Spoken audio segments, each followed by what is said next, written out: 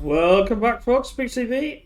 Your host Pix, and we're into a serious battle royale today.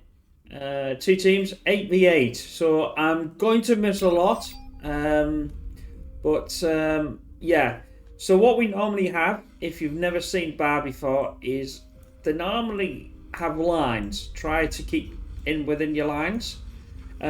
So, like I said, we'll see how it goes as we go along. So, let's have a look. We've got, I'll just do the first lot, A70. He is, I probably won't even get through all these before they start fighting anyway. Amada. Then we got Adam. He is a Cortex. We got Zizi. Zizi. Whatever that means. Another Armada. Slide is a Cortex, so that's 2 with 2. Remy is a Cortex and a Total Annihilation. Very good game. I still think it's a good game, no matter what anybody says. It hasn't waged well, but not to worry. That's by the by. And we've got another Armada. They're doing the standard thing. Enough wind there. What have we got? 12. As long as he doesn't do too low. Lord Small. Again, he is an Armada.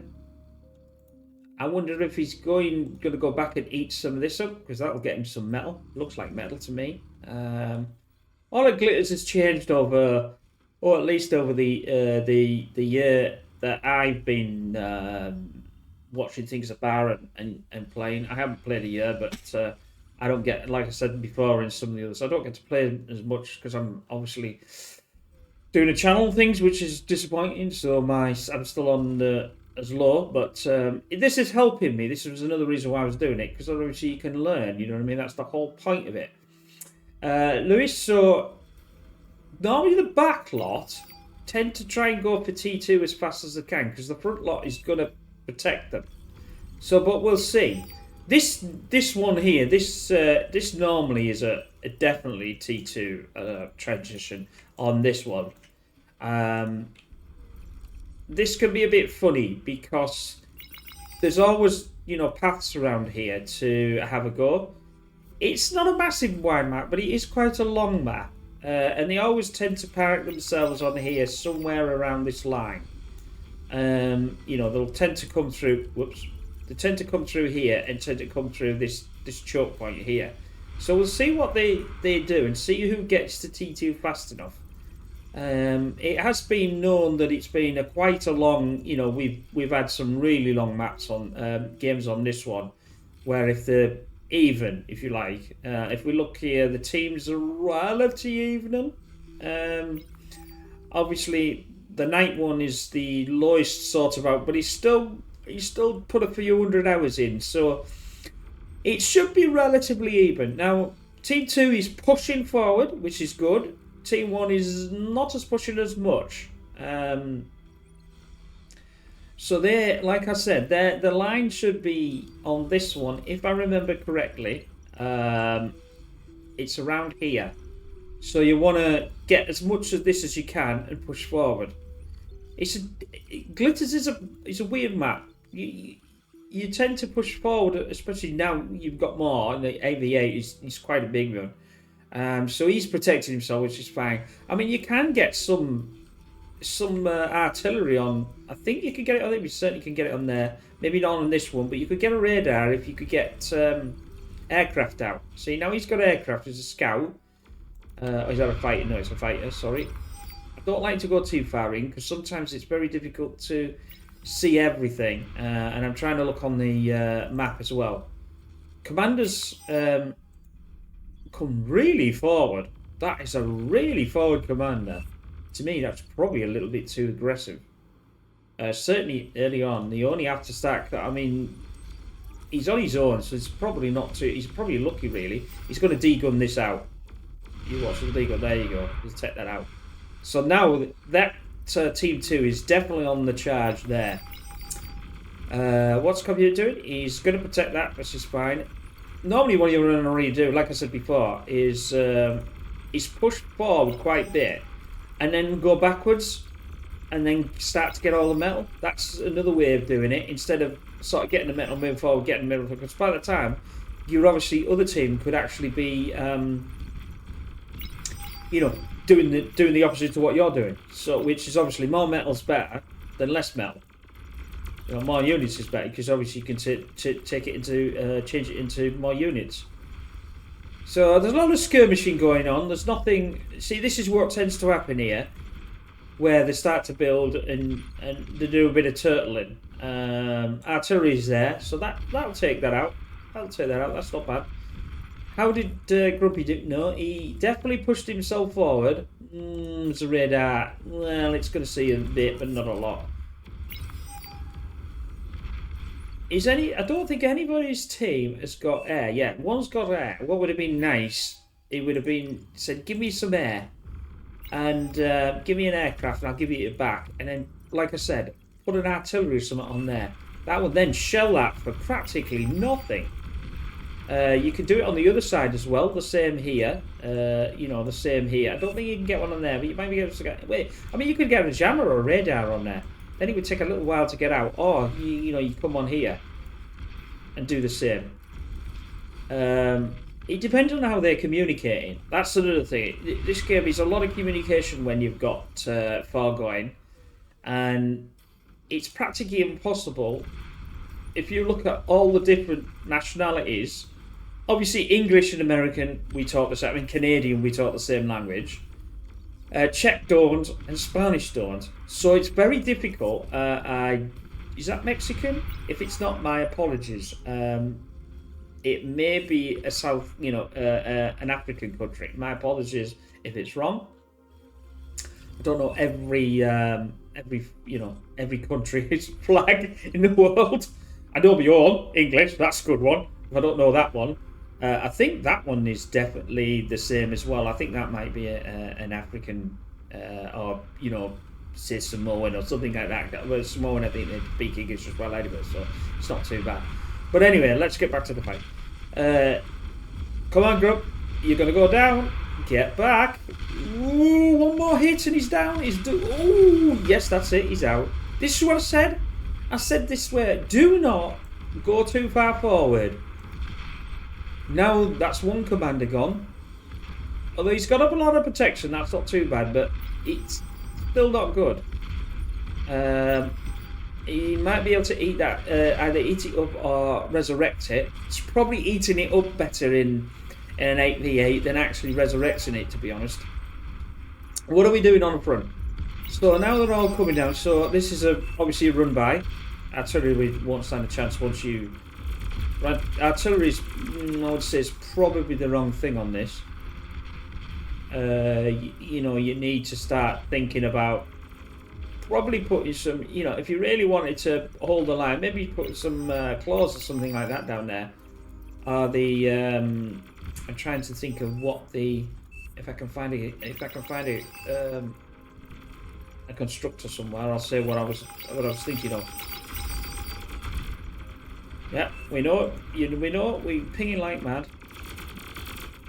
Yeah. So this blue is definitely going to go down. See, again, on the thing, you want to move forward, but you also want to need to sort of move back to protect yourself. See, the blue is out, or relatively out. Oh, they are running. They are that. This is an absolute brilliant run. Them pawns have been like the best pawns in the entire game. They are absolutely creaming that. Well done. That's brilliant. They're not. Nobody's going to hit them. Constructor get. Yeah, that's it. Right. So he's taken out all of this structure there just on a few pawns, and taken out most of the blues' infrastructure. Ask for a constructor and get at least maybe somebody might be able to help him to get back in the fight. What are we doing now? It's all over. So they've turtling. You see what I mean? Why they're turtling? I said this would happen. It tends to happen on this map. They always turtle on these bits here. But Grumpy obviously didn't bother. He pushed himself forward. Or at him, but I'll call him Grump because it's easier to say. thugs are coming. They will make short work of that. Just feed them in. Just have a metal feed. Get back, get back. You are not. He's got a constructor and he's got a jammer, so that's not too bad. The jammer, well, is it open?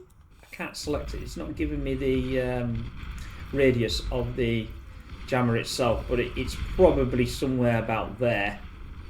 It might come to about here, so he can't be seen. Like I said, if he could have got artillery, if he could have got himself some air, borrowed an air constructor, if he would have said, I'll give you some metal, I'll give you some energy, give me some... And that's what this should be doing. These lot are really there to the start, to the help, to the front line. Not send units up there, but give them energy, give them things to be able to help themselves. And then once they've done that, then they can help them, you know, by doing other things. So, alright, he's doing it there, but he's not really building anything with the air. So you might as well give him the constructors away and say, right then, build on top of here. If he'd have built on there, there's none of this. He'd have had to build something to get rid of it. The lasers would have got close, but by that time they would have probably been dead anyway. Right, so, who's going for T2? Anybody T2ers? Talbot, he's not. See what I mean? He's sat back. These two, like I said, these two are usually the T2ers. Or they're building a lot of, you know, and sending energy and things. So they build a lot of energy converters and things, and then they send all the surplus to the front to help the front get more units out. Because that's what it is. It's units in this game. You imagine you're technically almost on a 4v4 because it's this 4 and this 4, but not always.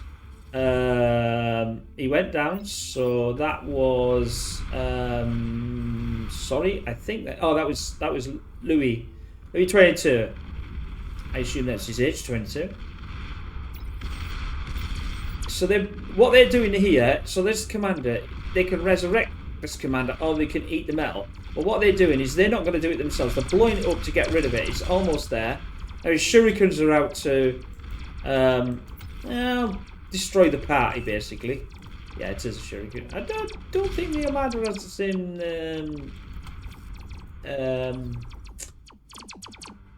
one. I don't think it has one. I can't remember. I don't do planes that very often. Say now we're going. So now we're having a bit of a scuttle with the old.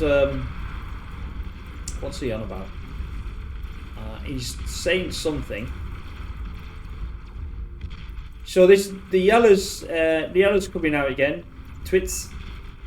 Fellow Englishman. Can't go wrong with that. Or tits. Never mind. We'll skip over that now. Good run by. It's a very good run by. Now, is he gonna degun? The trouble is, he's gonna be able to see. So, has he got enough energy to be able to be hidden? Hide yourself. You're not close enough, my friend. You're not close enough. This run by is absolutely going to be devastating. I'm keeping an eye on the map to see if there's anything else happening. But they're getting there. They're getting there. Ooh. See what I mean? It doesn't take much. They're almost gone. That's it. If he'd have put a couple of the light turrets around there, that would have been all protected, and he wouldn't have had much problem. Now he's basically in no man's land. He's got nothing. Although I think actually this is his base.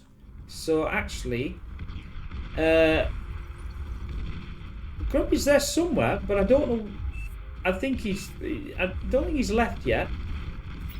To get back in, I know what I'd do is I'd say to one of the lads, "Give me some units or give me something so I can get back in the fight." He's rebuilding some constructors again.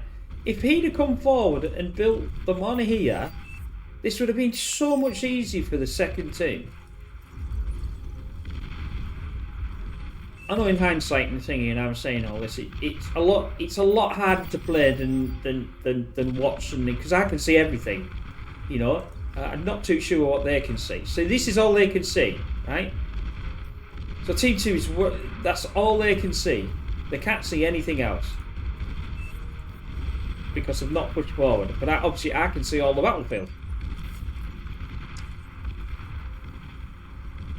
I know. While I'm, if you're watching this, there was a suggestion to change the name instead of Retrospective to Battle Report. If you like that idea, I might do a post on about it. Create my first post. So if you see that, then see what you say. T2's out. The Hounds. And the Fiends are out as well, so they will take the Hounds down as long as they can close the gap.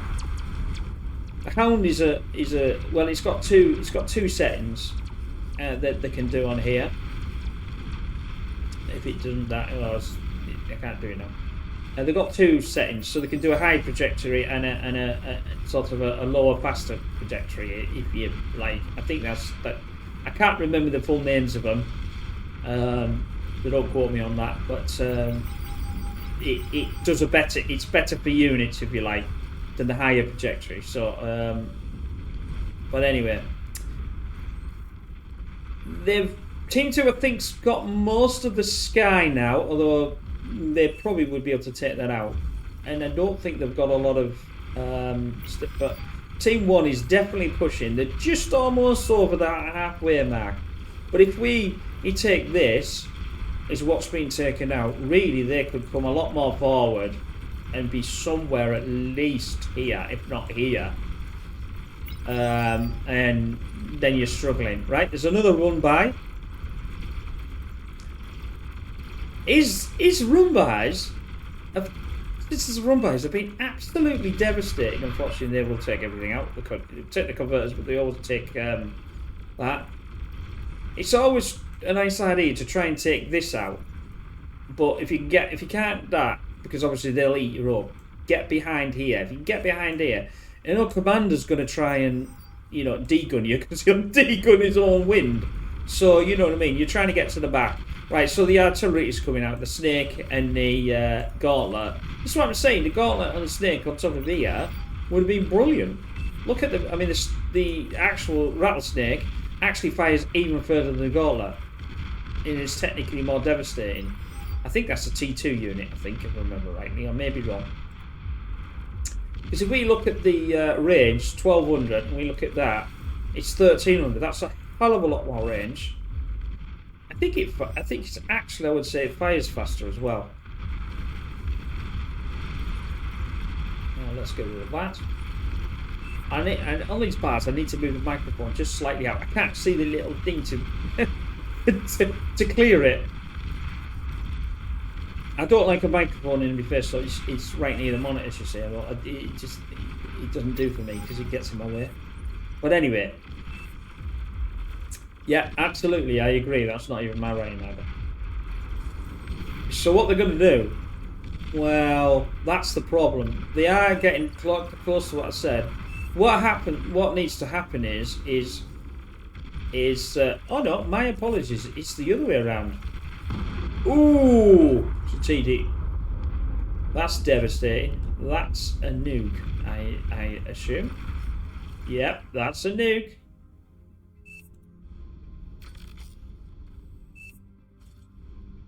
Oh, that's the nuke. I was thinking, well, that's not the nuke. That is.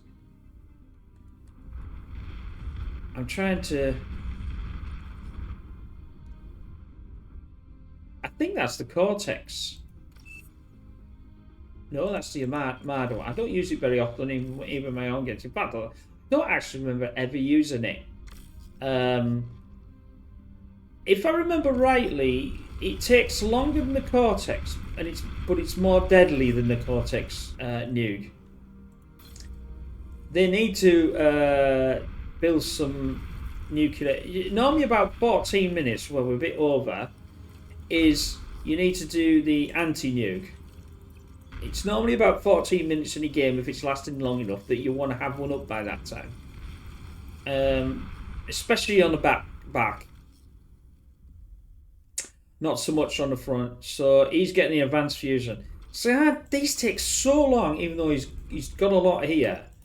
I always think it might be best to build the fusion first, a few of them, and then eat one of them up while you're building the advanced. Because it takes so long. The first one is it sort of makes you behind. So maces against the brute, which, if I remember rightly, is the Cortex tank, T1 tank, I think. They don't never tell you whether they're a T1 or a T2. But I know the maces are a T1, and that's Armada's unit. He's definitely moving up, so we're definitely getting closer to the. We're in the middle stage to the top of the stage. No, Janice is no use at this stage. See what I mean by his run bys? Even though it's a lot of pawns, the cheap units to do. The Mausers, the long artillery, great unit, but need to be protected, and they've just been obliterated. Ooh, that's an anti-nuke. So somebody was nuking him. Yeah, so he's got his anti-nukes up somewhere. They know. They definitely know. I'm trying to think where the anti-nuke is. It's definitely around here, obviously. Oh, that was he sent a nuke. Maybe he sent a nuke and they anti-nukes him. So usually it would be there. That's why I thought it was the other way around. I can't see a nuke. It would be, if it was, it would be... Nope. No, I don't think they've got nukes on Team 2. This is the wrong way around, because now it's... Team 1's down here and Team 2... I was sort of like going downwards, but it doesn't matter. It doesn't matter, and I don't think I can swap them anyway, so it doesn't matter. Anyway. We're getting into this final stage. The Cunniford is actually... I didn't obviously get a chance to actually go through the other command with them all starting quite fast. Starlight is now coming. They got a huge range, but the problem being with these is you need to protect them, because they will, if they get hit, they tend to blast each other up. So this, if he blasts up, he might blast that one and that one and that one and that one. And then if you've got units around, they just get absolutely annihilated. But the way he's doing it is he's keeping them back, and he's got other units in front to protect them. They're the electric, yeah, the lightning tank. I thought they were just like a lightning tank. That's it. They've decided to give up. I hope you enjoyed that, and yeah, this is a new thing for me, so it will take time to get used to everything. I hope you enjoyed that. We'll definitely see you in the next game. Bye for now.